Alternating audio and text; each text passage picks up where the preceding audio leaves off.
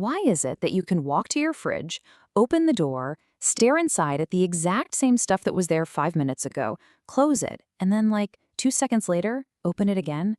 Come on, you've done this. What are you expecting? A new magical snack to have just appeared out of thin air? Or how about this one? You pull out your phone, you check your notifications, nothing. You lock it, put it down, and then your hand, almost like it has its own brain, just picks it right back up to check it again. Why did you think you'd get a life-changing message in the 1.5 seconds it was locked? And my absolute favorite, you decide you're going to be a responsible adult. You're going to get to bed early. And the second your head hits the pillow, bam, showtime. Your brain decides now is the perfect time for the premiere of every awkward thing you've ever done, the director's cut. Yeah, let's just get right to it. You aren't really running the show. Your brain is. And honestly, it's a little chaotic sometimes. Let's dig into why. All right, first up, let's talk about those moments when your body just does things, completely without your permission. You're just scrolling, minding your own business, watching a video, and someone on screen throws a punch toward the camera, and you flinch. You know it's a screen, you know it's pixels, but your body doesn't care about logic. It just reacted because your brain already hit the big red emergency button. The motto is always, better safe than sorry. Or think about this. You accidentally touch a hot pan. Do you calmly think to yourself, this surface appears to be at a high temperature. I should probably remove my hand? Of course not. Your hand is already across the room before your conscious brain even processes the word hot. Your body just goes, I got this, and takes over. So here's what's actually going on. You've basically got two different systems operating in your head. On one side, you have the fast system. This one is all instinct. It's automatic, emotional, purely focused on survival. On the other side, you have the slow system. This is your logical, deep-thinking, controlled self. The tricky part? Most of the time, the fast, panicky one is at the wheel. Okay, let's move on to everyone's favorite late-night pastime, cringe attacks. Why is our brain so completely obsessed with drama? Specifically, our own greatest hits of embarrassment. You're lying in bed. It's quiet. You're trying to sleep. And then, out of the deep, dark silence, a little voice in your head just whispers, hey, psh, remember that time in 2016 when you called your teacher mom? Why now? And it's never just a quick little reminder, is it? Oh no. Your brain doesn't just send you a memo. It produces the entire scene in stunning high definition with full surround sound, complete with a slow-motion replay of the horrified look on your face. So why this mental torture?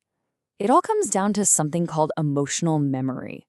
When you felt that massive wave of embarrassment, your brain basically slapped a giant, flashing, neon, super important tag on that memory. It doesn't care that you want to forget it. The intense feeling told your brain this was a file to save forever. The funny thing is, the other person involved probably forgot about it 10 seconds later. Now, let's talk about that feeling of pure panic in situations that are, well, not dangerous at all. Why can giving a simple work presentation feel like you're about to face down a tiger? So, you've got that presentation coming up. Your brain immediately starts its pre-flight check. Let's see. Heart pounding out of your chest? Check. Hands getting clammy? Check. Stomach doing flips? Oh yeah, check. A deep, unshakable feeling of impending doom? Absolutely, check. But let's just pause for a reality check. What is actually happening? It's just a PowerPoint. A collection of slides with some bullet points on them. There is no actual physical danger. There is no tiger. But what is your brain screaming? It's screaming, this is it. We might die. The problem is your brain is running on some really old software. Way back when being judged by your tribe was a high-stakes, life-or-death situation. Getting rejected could be fatal. Today, though, it's just Brenda from accounting asking about Q3. All right, let's get into those weird moments where it feels like you're not even there, when your brain just grabs the controls and throws life on autopilot. Let's be honest. Has this happened to you? You're driving a really familiar route. and you suddenly kind of snap back to reality and realize you have absolutely no memory of the last 10 minutes of the drive. That's not you being forgetful. That's your brain saying, hey, we've done this a million times. I'll handle the boring driving part. You go back to thinking about that awkward thing you said in 2016. And this slide is the perfect example of that autopilot in our modern world. Step 1, open Instagram. Step 2, scroll until your brain goes numb. Step 3, get bored and close the app. And step 4, before you even consciously think about it, your thumb has already tapped the icon and opened it right back up. That's not a decision. That's a habit loop your brain is running to save energy. So, what does all of this mean? It all leads up to the biggest twist of all, the grand illusion of control. It turns out you're not really the director of your life's movie. You're more like the narrator, describing what's happening after the fact. Now, let's be clear. Your green isn't the bad guy here. It's actually trying to do a really important job. Its main goals are to protect you, to save energy by creating all these shortcuts, to predict what's coming next, and above all, to just keep you safe.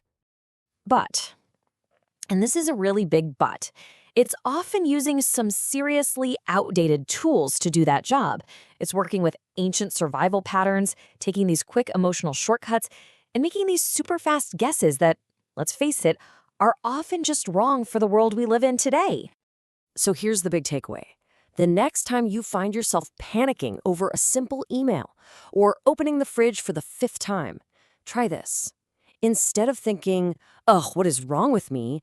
Just take a second and think, there's my brain again, just doing its job, maybe a little too enthusiastically right now.